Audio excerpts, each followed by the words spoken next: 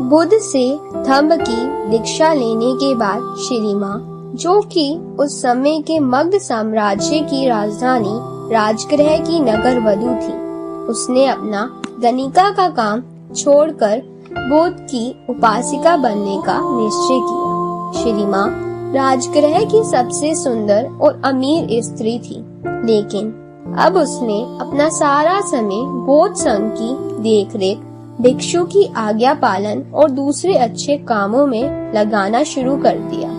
उसने संघ से हर दिन 8 नए भिक्षुओं को अपने घर बुलाकर भोजन कराने का नियम बना रखा था। उसने 8 निमंत्रण पत्र बनवा रखे थे, जिन्हें भोजन करने के बाद पुराने भिक्षु संघ पहुँचते ही नए भिक्षुओं को दे दिया करते थे। इस तरीके से हर दिन 8 नए भिक्षु उसके यहाँ भोजन करने आते थे। श्री माँ भोजन करने आए भिक्षुओं को अपने हाथों से भोजन परोसती और उन्हें उचित आदर सम्मान देती। भोजन बहुत स्वादिष्ट और सबके लिए पर्याप्त होता था। एक दिन की बात है, 8 में से एक भिक्षु, जो कि श्री माँ के घर से लौटा था, आश्रम में आने के बाद से बड़ा ही उतावला और प्रसन्न प्रतीत हो रहा था। तो आश्रम के अन्य भिक्षु ने श्री माँ के घर के भोजन के बारे में पूछा। तब उसने कहा, खाना तो बहुत स्वादिष्ट था, ऐसा कि मैंने आज से पहले कभी नहीं खाया। लेकिन वहाँ की सबसे महत्वपूर्ण और ना भूलने वाली बात थी उस घर की मालकिन की सुंदरता। श्री माँ एक अद्वितीय सुंदरी है, उसकी सुंदरता की कोई तुलना नहीं। वह बहुत ही आकर्षक और सौम्य स्त्री है, जो किसी का भी मन मोह ले। सारी बातें वहाँ खड़ा एक जवान भिक्षु सुन रहा था। उस जवान भिक्षु के अंदर श्री माँ के प्रति आसक्ति पैदा होने लगी और उसने सोचा, जब वह भिक्षु की बातों में इतनी सुंदर लग रही है, तो असल में कितनी सुंदर होगी। उसके मन में श्री माँ से मिलने की इच्छा जागृत हुई। उसने मन ही मन में श्री माँ की सुंदरता की अलग अलग तस्वीरें उभरने लगी। वह उस स्त्री से प्रेम में पड़ चुका था, जिससे वह अभी तक मिला भी नहीं था। उसने पता लगाना शुरू कर दिया कि श्री माँ के घर भोजन के लिए कैसे जाया जा सकता है।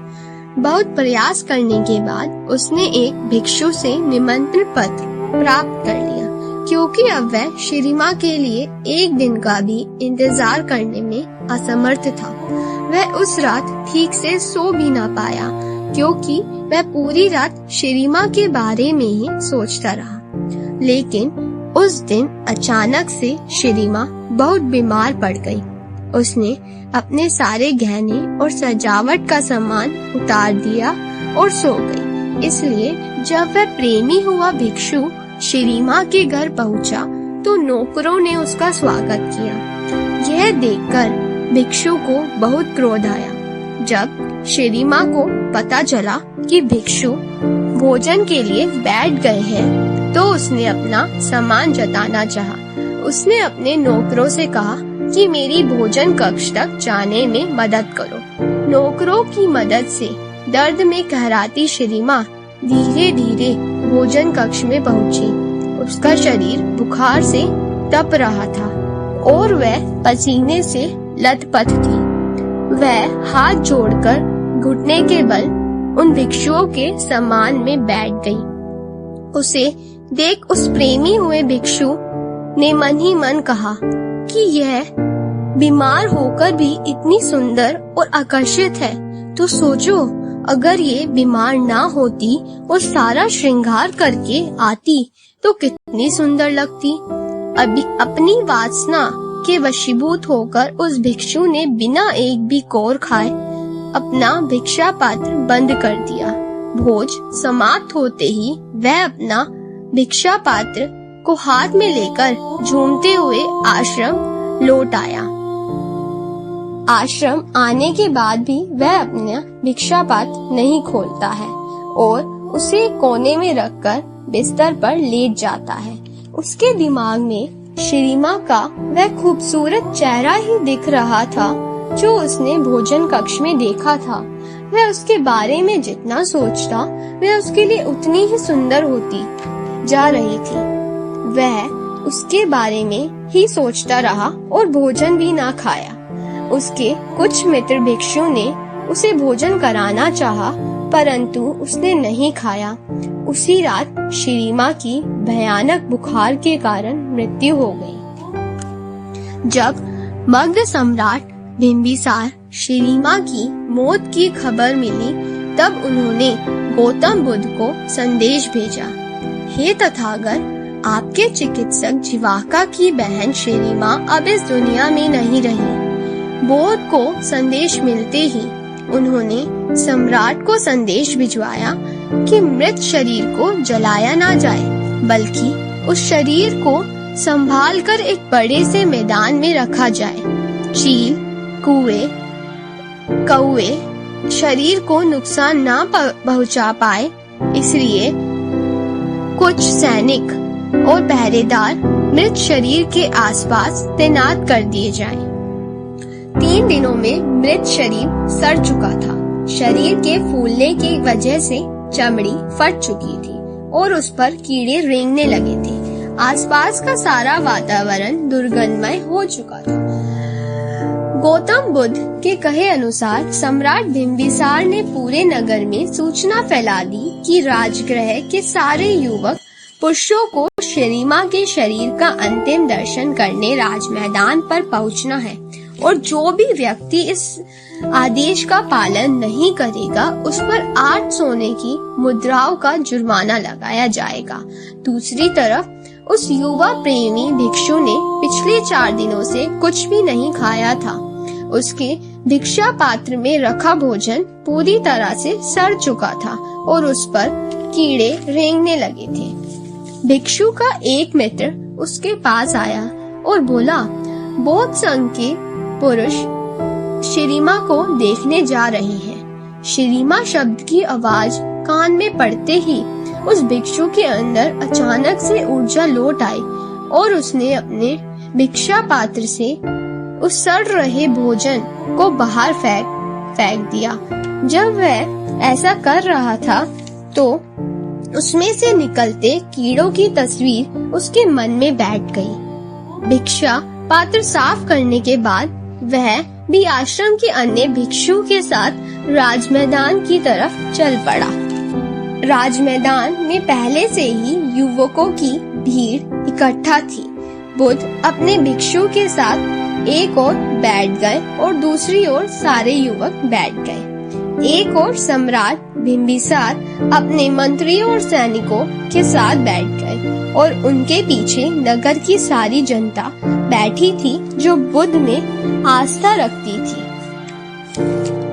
राजमैदान पूरी तरह से शांत और गंभीरता से भरा हुआ था। तभी वहां की शांति भंग करते हुए गौतम बुद्ध ने सम्राट से प्रश्न किया, ये सामने पड़ी मृत स्त्री कौन है? सम्राट ने उत्तर दिया, शिरीमा जिवाका की बहन और राजगृह की नगरवधु है। यह सुन गौतम बुद्ध ने कहा, शिरीमा राजगृह की नगरवधु? चलो अभी पता लगा लेते हैं। गौतम बुद्ध ने ऊंचे स्वर में कहा, आप में से जो भी व्यक्ति 1000 सोने की मुद्राएं देगा वह शिरीमा के साथ एक रात बिता सकता है। परंतु वहां पर बैठे सभी युवक चुप थे। बुद्ध ने फिर कहा, 500 सोने की मुद्रा। अब भी सब चुप थे। उन्होंने कहा, 100 सोने की मुद्रा। किसी की कोई प्रतिक्रिया नहीं। चलो 50 सोने की मुद्रा। तब भी चारों तरफ सन्नाटा छाया हुआ था। 1 सोने की मुद्रा। अभी भी किसी ने कुछ भी नहीं कहा। चलो मुफ्त में। परंतु अभी भी सब शांत थे। गौतम बुद्ध जी ने कहा, देखो ये यही स्त्री है जो 4 दिन पहले नगर के हर पुरुष की चाह थी। सब इसे अपनी इच्छा पूर्ति का साधन समझते थे। इसके साथ एक रात बिताने के लिए हजारों सोने के सिक्के देने को तैयार रहते थे। एक दूसरे को मरने मारने की बात करते थे, लेकिन आज इसी नगर में इसके मृत शरीर को मुफ्त में कोई लेने को तैयार नहीं है। मरने के बाद हर व्यक्ति का शरीर ऐसा ही हो जाता है। हमारा ये शरीर अल्पकालिक और नाशवान है। सुंदर गहने और कपड़ों से इंसान की सुंदरता नहीं देखी जाती। इंसान की सुंदरता देखी जाती है तो उसके मन की सुंदरता से। लेकिन हमारा शरीर नश्वर है। हमारा कोई भी प्रयास इसे बीमार पड़ने और बूढ़ा होने से नहीं रोक सकता। मृत्यु ही इसका अंतिम परिणाम है। केवल मूर्ख ही अपने आप को कल्पना से जोड़ते हैं और जो मलिन है उसे सुंदर समझते हैं। भीड़ में बैठा वह बीमार युवक भी गौतम बुद्ध जी की बातें सुन रहा था। बुद्ध के कहे वचन सुनने के बाद उसने मन में विचार किया कि जब शेरी माँ जिंदा थी तब उसका शरीर कितना सुंदर और आकर्षित था, ठीक उस भोजन की भांति जो उसे ताजा पकाकर परोसा गया था। हालांकि समय के साथ उसके कटोरे में रखा भोजन सड़ गया और कीड़ों और मक्खियों ने उसे अपना आहार बना लिया। ठीक उसी प्रकार एक बार जीवन ने श्रीमा के शरीर को छोड़ दिया तो वह फूल गया और उसमें से तरल पदार्थ निकलने लगे और वह कीड़ों से भर गया।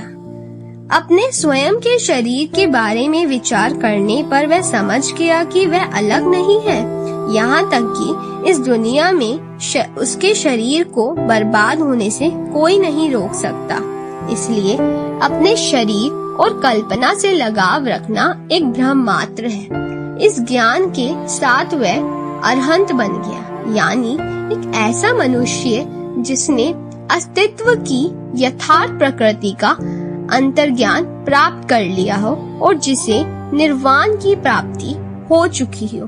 अब वह समझ चुका था कि बाहरी सुंदरता से कुछ नहीं होता, मन की सुंदरता ही मायने रखती है। शरीर नश्वर है, इसको मृत्यु तक पहुंचना ही है। इसको मृत्यु के पास जाने से कोई नहीं रोक सकता।